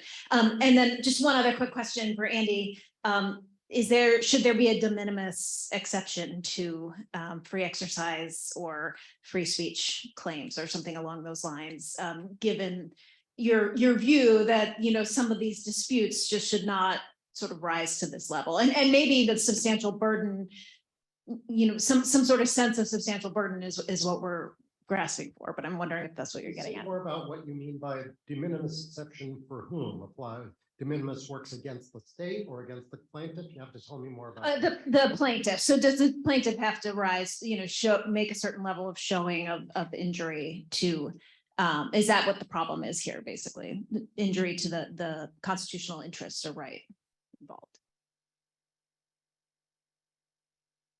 Should I go first? Are you going to go first? Go ahead. Yes. Yes. Yes, Professor Corbin, please go. Oh, okay. Sorry, I didn't quite hear. Okay, so Professor Hill's question is a really good one. I seem to have boxed myself in when it comes to bans in the classroom that are what I would consider more problematic, like teachers may not teach critical race theory, Florida's Don't Say Gay law, which says teachers may not discuss sexual orientation or gender identity. And so as a doctrinal matter, I think those claims are hard because of Garcetti. I mean, the doctrinal rule that speech pursuant to official duties is government speech and therefore completely under the control of the government is an actually very problematic doctrine. And so I actually think that the fact that it makes it okay to ban misgendering is one of the silver linings of a really problematic doctrine. But I think it can be an issue when what the school is doing is more harmful. Having said that, I don't think that doctrinally there's complete foreclosure on challenging these laws. Partly because I think the Supreme Court, at least we saw in Kennedy, is willing to say not everything that goes on in school is pursuant to official duties. And second, I'd also point out that while the teachers may have no hope of bringing a free speech claim, the students may have one, right? So I think their free speech is both about the right to speak, but especially about the right to receive information. And I think there are certain free speech limits on what the government can do when it's regulating in the classroom. And if it's regulating for partisan reasons or based on hostility rather than valid pedagogical reasons, I think there may be a free speech claim there. There may also be equal protection claims. So again, as a doctrinal matter, Garcetti and the rule that speech pursuant to official duties is government speech does definitely make it harder to challenge those cases, but they don't make it impossible. And that's just the doctrinal explication. I think as a matter of normative law, they clearly don't have the same problems that misgendering do, right? They are not harming students. They cannot be considered anti-knowledge. They actually sort of further, right? If you're thinking about academic freedom and it's a history teacher talking about the history of race that is in their area of expertise, and it furthers discussion, it furthers our knowledge, it furthers our inquiry to have that in the classroom in a way that misgendering just doesn't. So the question of what counts as a burden on religion is one of the most vexed areas in free exercise law, because when we ask, well, how much of a burden is this on your religion, we are inquiring into the theology of the claimant and trying to sort that out. And that's something that the state generally is not allowed to do. You're not allowed to say, well, you think that this is a heavy burden on your religion, but we, the state, have looked at your religion and you're just mistaken about your religion. It's just not that heavy a burden on your religion. You're just not allowed to do that. So there is a literature of people trying to figure out basically substitutes for that, and none of the substitutes fit all that well because they're substitutes. So that's why you can, for instance, ask, well, how heavy is the secular consequence? In this case, I guess if I were on a school disciplinary board and Meriwether continued to insist on behaving in this way towards students, I'd fire him. And thereby clarify the question of whether there's any serious secular consequence. Yeah. So I'm not inclined to dismiss him as de minimis. Just on the question of, I guess I'll take on the question of, don't say gay and all of that. There is a general presumption in Garcetti that the state gets to decide what the job description is, so the state gets to decide what the curriculum is. So I don't think that the Garcetti claim will work. There are other constraints on the state's ability to structure its pedagogy. For part of the state's claim in Brown versus Ford was, look, part of what we're trying to teach our students is that the races are to be separated. And we're not going to be able to teach that thing that we believe if we aren't able to separate them. And it turns out that the 14th Amendment overrode that. I think that the idea that students need to be ignorant about the status or even the existence of certain minority groups that are protected by the 14th Amendment raises a 14th Amendment problem. Let's say if you close the Garcetti loophole, you're totally screwed in an academic freedom perspective for in-class instruction, including you totally lose Florida cases. And Florida is definitely arguing that Garcetti, in fact, doesn't. Garcetti means there is no academic freedom protection for faculty. It's entirely government speech, what occurs inside the classroom. And if Florida's right about that, they in fact should be. I think they can't be right about that. They're going to preserve academic freedom, which means that we have to take our topic much more seriously as trying to say, look, there's going to be some important First Amendment interest here for a state university professor operating in the classroom. I think the better path forward is trying to think about, well, what's which our topic Meriwether recognizes, is there some administrative speech that the university can quite reasonably control? So there's some things, for example, they should be able to tell you should be able to put on your syllabus. But I think if we take that path, we can have a serious conversation about, well, look, how do you refer to students in the classroom? Does that count as administrative speech, or is that something that counts in class, for example? I think there's very good reasons to think that ought to count as administrative speech and consequences people being regulated by the government. But that doesn't require that you totally then throw out Garcetti from this perspective. I think then it's enough to still say, look, we have robust protection here. This is the little carve out on the side. I think the far more disconcerting aspect of what the university had done in this context is the argument over what goes in syllabus, which we didn't talk about really. But there is a sort of additional dispute between the professor and the university here about what he was allowed to say in the syllabus itself, and there at the university. And if you take the university's position on this, it has some pretty serious effects on the ability of faculty, for example, to be able to talk on the syllabus about educational things, a whole bunch of stuff. Then the university can basically convert your syllabus into governmental speech as well, which is quite troubling.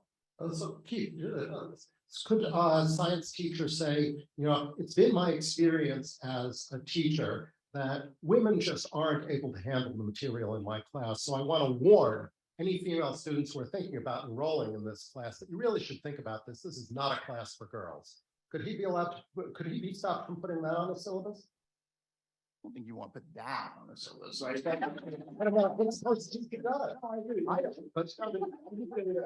there's separate from the question about what you can and can't put on the syllabus. There's still questions about what kinds of things we would properly characterize as harassment. There are real questions about how academic freedom and harassment all interact.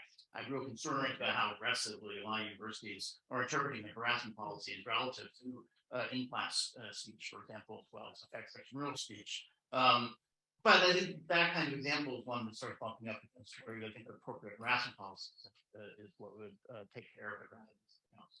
Yeah, I just think the key thing is to not, there's there's such a double standard. I know I'm like a broken record on this, but there really is when it comes to changing our stuff. But Professor Whitting, I agree with what you said about Garcetti. It's not all or nothing. I just want to say have a pending federal lawsuit right now challenging Florida's Don't Say Gay law on equal protection as well as some First Amendment grounds. But I think the equal protection is a stronger argument. The law says that there can be no instruction K-3 on sexual orientation or gender identity, which is facially neutral. However, it is applied, we have a selective enforcement claim, liquid action selective enforcement claim, because that is not being applied to restrict any classroom instruction about heterosexual parent families or transgender people, but only about LGBTQ people and issues. So I mean, we're not by any means without a basis to challenge that law. It's really insidious. I mean, it's a really insidious law. I want to just mention with the syllabus, and here I really want to bring in Professor Nielsen's really crucial point that you can't overlook the power dynamics of what's going on. And to put that in free speech terms, I would like to just remind the captive audience doctrine, I think, has a role to play in these discussions that have not been sufficiently highlighted. And under the captive audience doctrine, there's an idea that even private speakers, purely private speakers, might have to curtail their speech if it's inflicted on people who can't avoid it in certain circumstances. And that's why I want to really emphasize the fact that students in class are a totally captive audience. They have to be in school. They have to be in that class. They probably, if it's young students, they may not even have a choice of the professor, or if that's the only professor offering the class, they have to be there. And if the free speech doctrine can make room for the right not to hear certain stuff when it involves purely private speakers, then I definitely think there's room in the captive audience doctrine when you're talking about captive students and a teacher who is not purely private, but a representative of the government. Oh, that's got to be captured by germaneness doctrine, not just captivity doctrine, right? Because if the government comes in and tells me captive audience doctrine, yeah.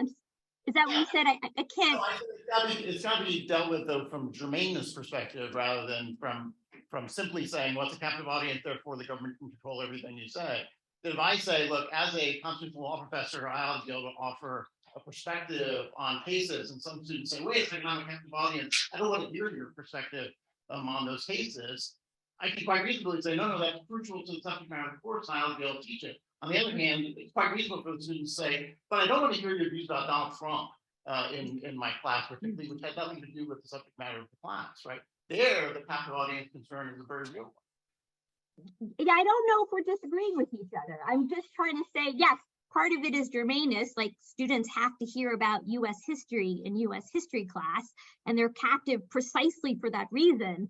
But again, if it's on something completely unrelated to the actual classroom and a justification for the government bringing them in to hear it, then I think the captive audience doctrine does come into play. So I don't think we're disagreeing with each other. We have a free speech act happening right now. What is it? Read them. Okay, no. Let's get another question. Okay. Let me just say that some people know that there is a controversy over the editor's decision to publish an article in this volume that has nothing whatever to do with today's symposium. And I think that as long as people are simply putting signs up, that is consistent with university policies. To the extent that anybody seeks to disrupt the actual program, that raises other issues. But as I look at what's going on at this point, whether this is directly or even indirectly related to today's program seems to me to be separate from what we do. If people want to talk about the other controversy later on. Yeah, okay, so. Okay, so.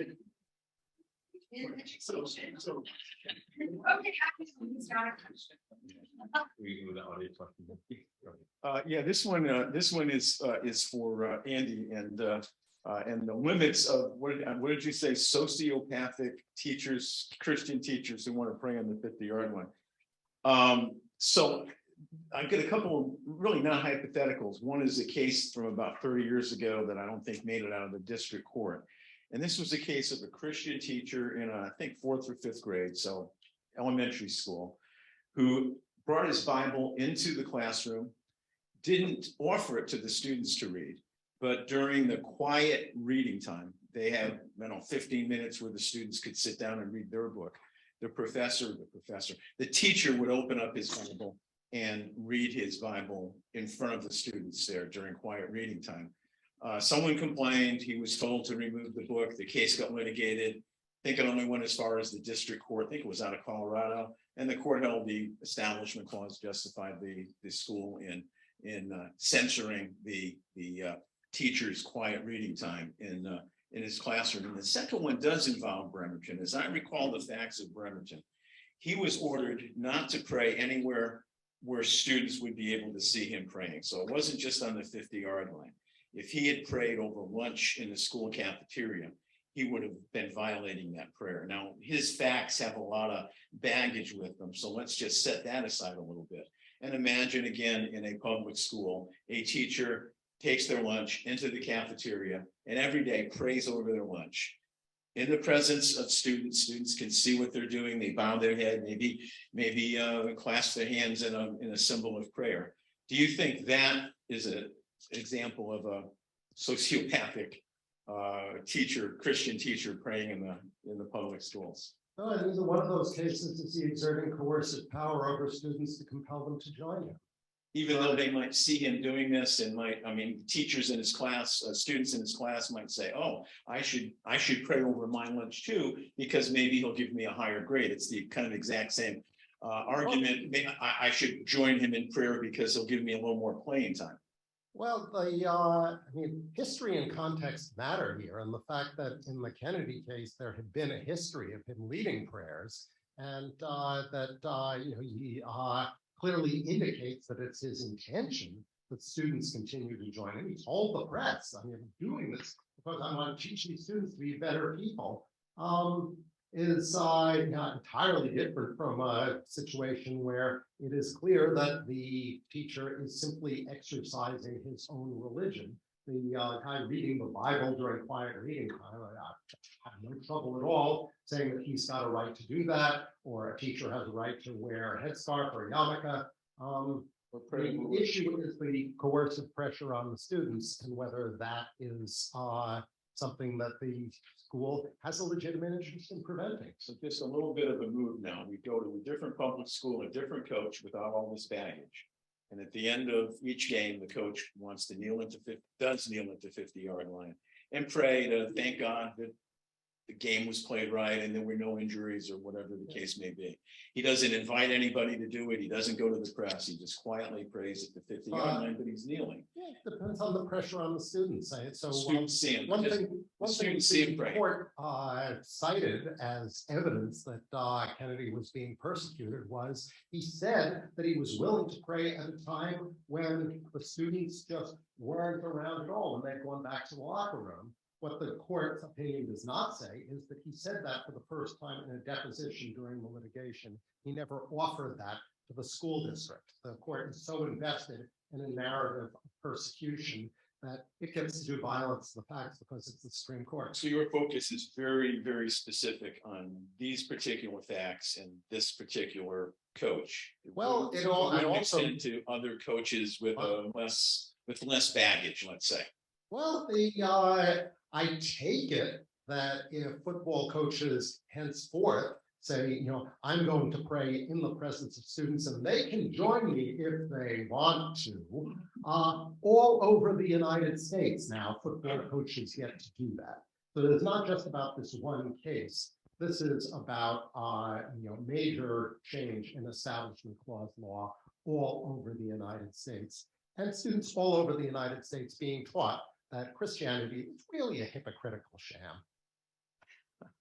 I won't go there. That's for another time. Scholarship, even if you're Jewish. Because your parents are tired. You got it. By the way, the coach in Kennedy the school did say he could pray at the 50-yard line after the game, but he should just wait a little longer when the field was more cleared. So it was, the school worked really hard to try and find a compromise with him. And he rejected them all because, as Andy keeps emphasizing, he really wanted to lead prayers. He didn't want to just pray himself. So I think that's important to acknowledge as a matter of actual fact. We have time for another question, or do you want?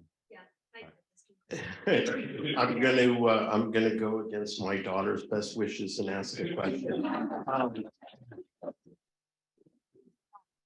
This was fantastic. I really learned something today when you move this from free speech to conduct.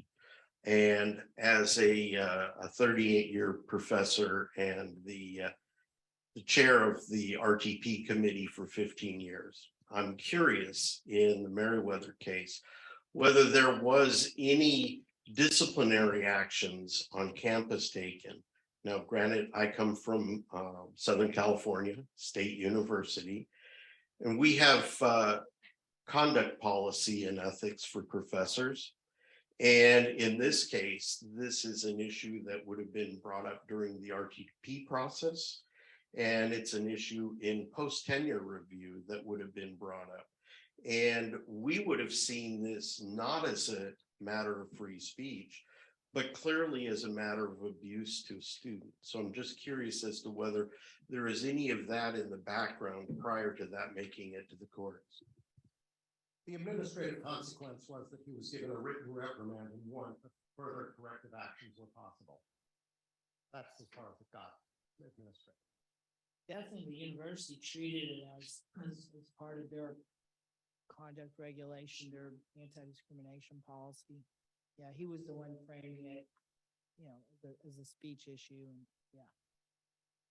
I'll say I think it's a really interesting question. What actions qualify as actionable under a First Amendment retaliation claim about whether the warning letter or would have been sufficient for the warning letter plus the the threat of additional actions, and really I think the applicable test is whether it would chill an ordinary speaker to be subject to those restrictions. So I think it really does matter what the consequence of it was. I mean, the university did not dispute that it was trying to get him to stop doing what he was doing.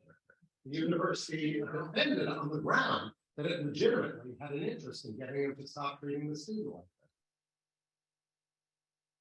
Well, thanks very much. This has been a great discussion.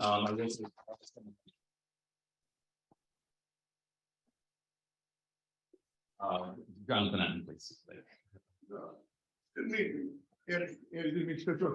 I just wanted, on behalf of the institution and as the faculty advisor to the law review, this is wonderful from my standpoint. I get to stand up here and bask in the glory of what the students have done to pull off such a terrific program all day. So I want to first single out Kennedy, who has really carried the ball on this.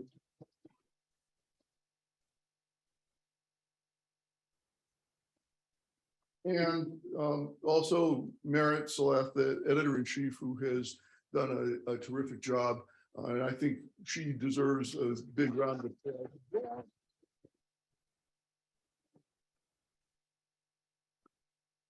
I would also say, I will say something as well about Eric Seiler, who unfortunately had to leave because he needs to go to a funeral out of town.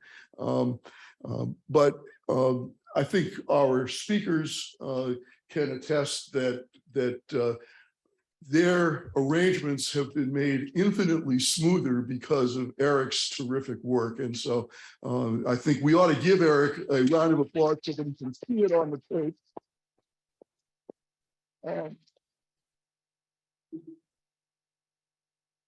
I also think we need to thank the Frank Stanton Foundation and the U.S. District Court for the Northern District of Ohio, the funders of this program, without which we could not have pulled this off, at least in this way.